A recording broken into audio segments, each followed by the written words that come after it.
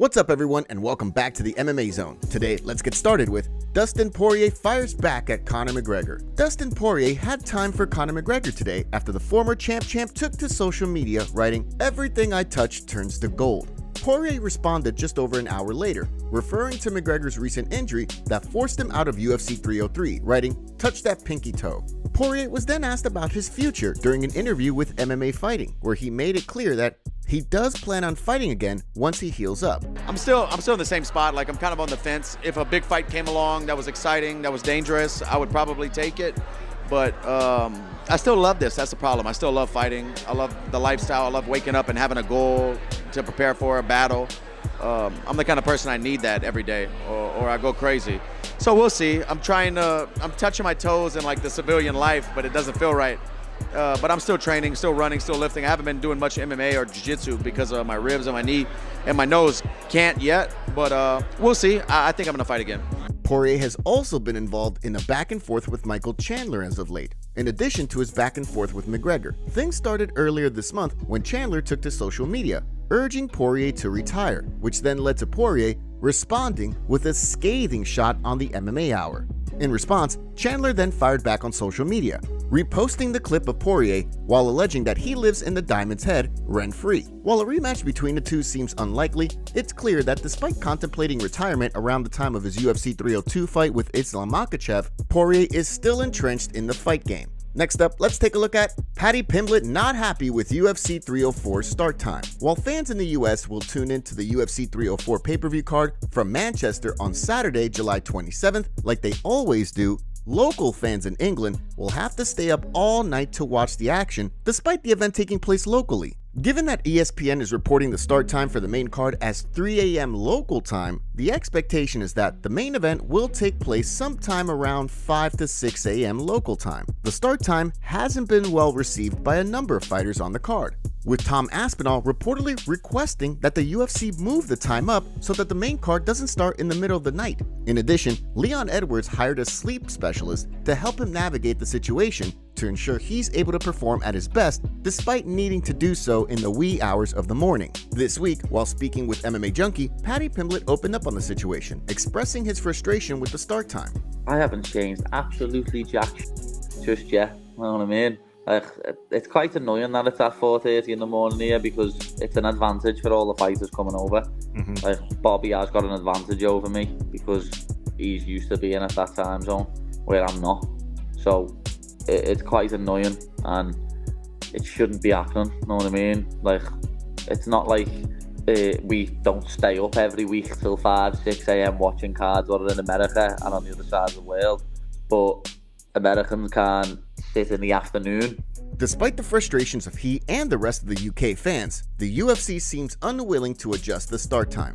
Next up, let's take a look at Merab Dvalishvili sends a warning to Sean O'Malley. Although Merab Dvalishvili may be a dominant wrestler who can drag his opponents into deep waters and drown them with his grappling and his pace, the machine has no plans to grapple with Sean O'Malley when the two meet inside the octagon later this year. Speaking on a recent video for Michael Bisping's YouTube channel, Dvalishvili opened up on the fight, sending a warning to Sean O'Malley.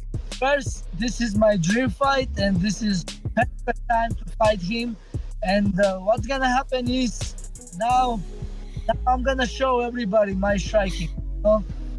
And yeah, I have a wrestling, but now I want to prove my striking and I want to go punch in the face because he thinks I'm gonna wrestle. No, I'm gonna punch. So far, despite both Dvalishvili and O'Malley calling for a fight in September at the Sphere, the UFC has yet to finalize the bout, leaving the MMA community to wonder when a fight between the two will get finalized. Joe Rogan also recently spoke about the bout with Rampage Jackson on an episode of the Joe Rogan Experience this week, praising O'Malley's grappling abilities and his work ethic. Sean O'Malley's not the best wrestler, but damn, his takedown defense is good because he survived against Aljamain. You know, I mean, Aljamain couldn't take him down. He can knock anybody out with one shot. He submitted Takanori Gomi in a jiu-jitsu match. His jiu-jitsu is real. Like, Sean can do everything, and he's just relentless, tireless worker. He's a star. Superstar. While Rogan was complimentary of O'Malley, he also spoke about how impressed he was with Merab Dvalishvili's win over Henry Cejudo at UFC 298, calling him a quote-unquote scary character who never gets tired. While the MMA community is eager to see the two throw down, there's still been no word from the UFC on when the two will compete inside the octagon. Next, let's take a look at Conor McGregor versus Michael Chandler targeted for December?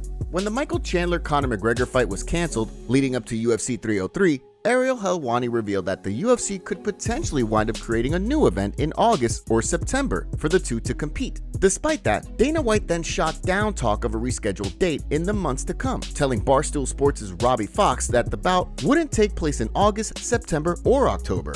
This week, while speaking on a recent episode of the MMA Hour, Ariel Helwani shared an update on the fight with fans. At this point, if I had to put money on Conor Chandler, if I had to, and this is not me reporting it, don't get all crazy, but the way the wind is blowing at this juncture seems to be December. I don't think they're going to create a date. If I had to, at this second. And then, like I said, O'Malley, Merab, Ilya, Max, it's either one is Sphere, one is Utah. If I had to guess, O'Malley has already said he wants Sphere, and I think it makes a little bit more sense. Merab also ready to fight on that day. So I feel like that's the way the cookie will crumble, but there's no chance Conor Chandler will be out of the Sphere. It's too expensive. Earlier in the day, McGregor took to social media, teasing fans with an update on his return, writing, "Comeback loading." As Helwani also revealed, if he had to guess, he believes that the Sean O'Malley-Merab Dvalishvili fight will be the headliner for the UFC 306 card at the Sphere. Next, let's take a look at UFC Fight Updates. Ahead of this weekend's UFC Fight Night Denver card, let's take a look at today's UFC Fight Updates, starting with two new additions to the UFC Vegas 95 card on August 10th. The card will now play host to a featherweight bout between Chepe Mariscal and Damon Jackson, as well as a bout between Javid Basharat and Chris Gutierrez, which is being moved from the UFC Abu Dhabi card on August 3rd to the Vegas card at the Apex on August 10th. In the case of the Mariscal-Jackson fight, Chepe Mariscal will be looking to build on a 3-fight victory streak inside the octagon, which has seen him go undefeated since joining the UFC in 2023. On the flip side, Damon Jackson will be looking to build on a split decision win over Alexander Hernandez back in April, which snapped a 2-fight skid. The following month at UFC Fight Night Paris on September 28th, Umar Sy and Da Woon Jung will collide in a light heavyweight bout that will see Sy look to remain undefeated as he searches for his second straight win inside the octagon. On the flip side,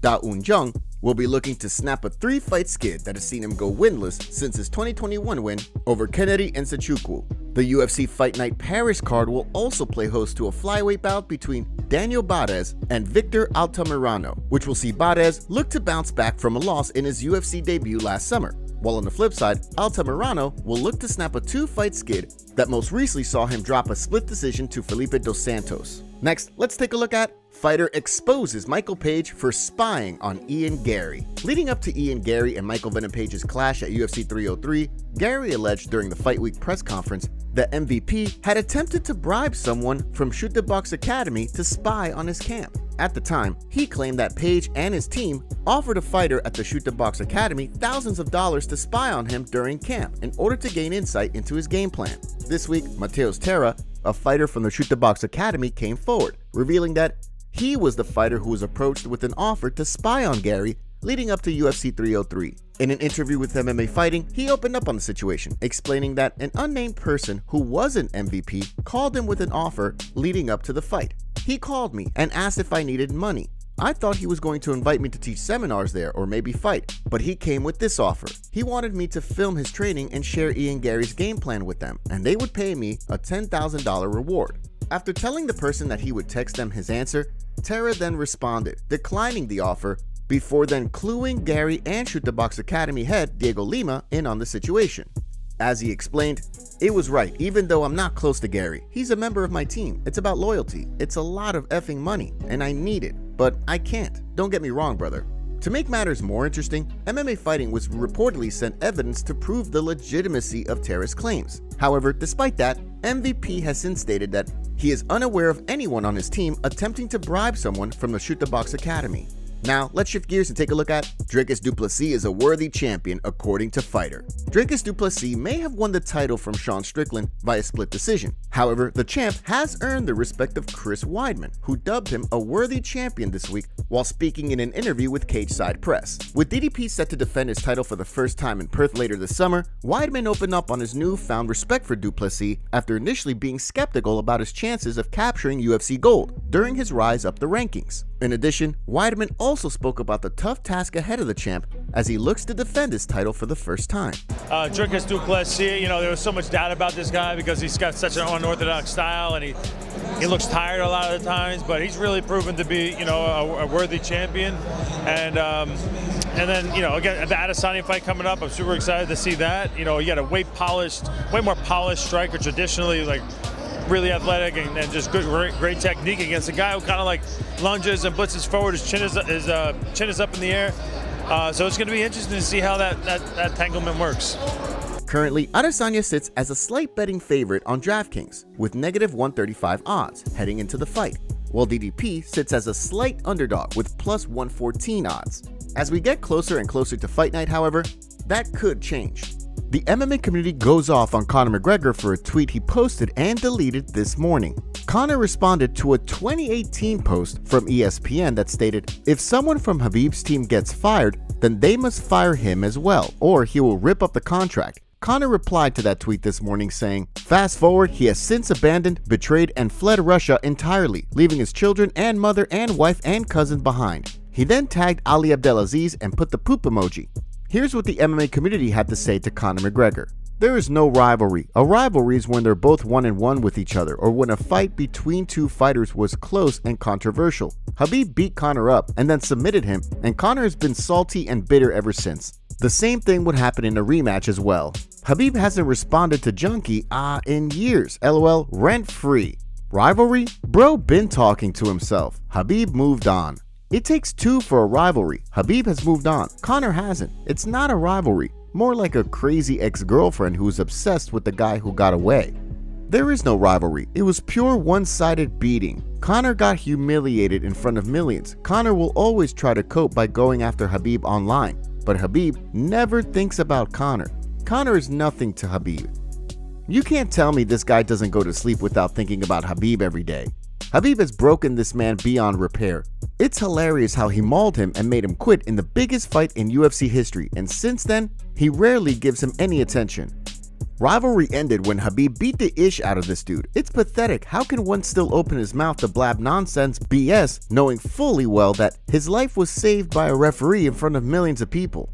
Top comments. He asked Khamzat for his money back from the crypto scam. Khamzat versus Whitaker, violently ill. 2 weeks later, Khamzat versus YouTuber, brutal beatdown. I farted earlier today and I can swear it sounded like Khamzat speaking. Shocked Kumquat made it to that fight.